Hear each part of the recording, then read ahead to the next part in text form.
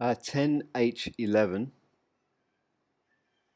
on the entrance for the 10.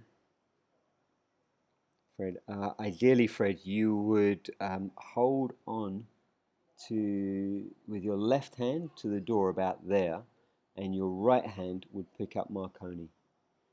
Now, I've done it from Marconi's slot, just standing in the door. He can do it with the leg fully out, that's okay, or just standing in the door with the left leg presented to you.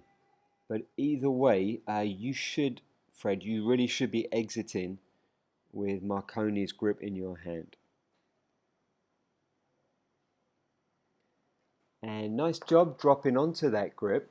Marconi, there is the possibility of a little funky grip here with Manuel a little bit further back in the door, lifting up.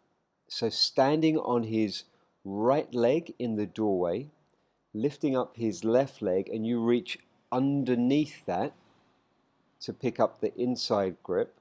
Felipe has the outside grip of the left leg. Just as potential there.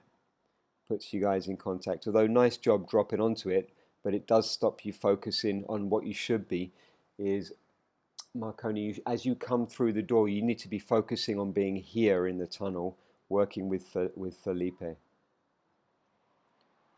That's a scary looking image right there.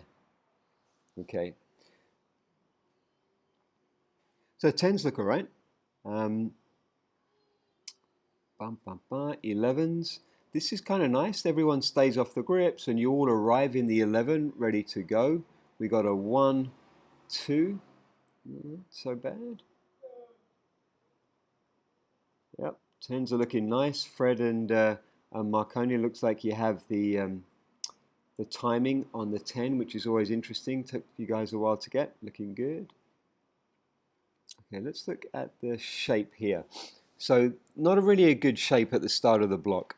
You see this compressed line here? That should be in line with the grip. There's no reason for you guys to be that far ahead of the back pair. Reason being is Manuel and Felipe, the compressed is the easier pair to turn. It turns faster, it has a smaller diameter, so physically it's easier to get going.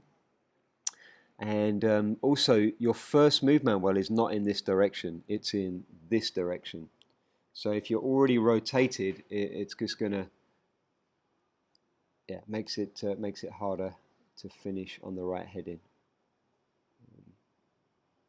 Cool. Oh, while we're on the subject of 10s, I want to mention 19 again because Fred, I mentioned to you about doing what you do on the 10 on the 19. Watch yourself here. Watch what you do with your body position, your leg and everything. See how you kind of keep going? I need to see that on the 19, buddy, as well. That would really help you out on that block.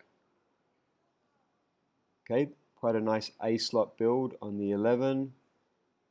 Just go back and have a look at it again.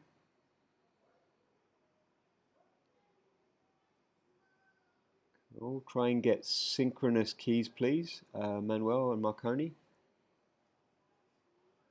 1, yep, 2. Front pair doesn't want to go any faster. We need to be timed with the back pair, otherwise you're going to miss support, float if you like. Okay, so again, you guys have asked me to start coaching you guys again, which I'm super happy about, really excited about seeing all this stuff and where you're going.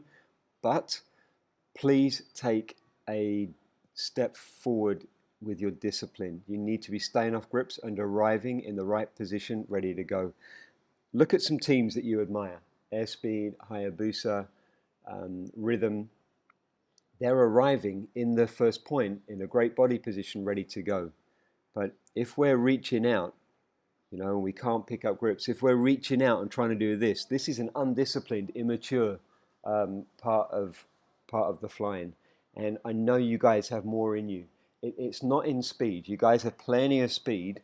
What you need to do is just put some of that effort into having your bodies in the right place in the tunnel so you're ready to make powerful moves at the start of a block. because otherwise stuff like this happens, yeah, where the front pair was half ready to go, half not. Back pair was nowhere near ready to start moving. I'm really stoked that we have that as our goal for the next sessions, guys. You hear me saying it a lot. It's because I think it's where you have the most to gain.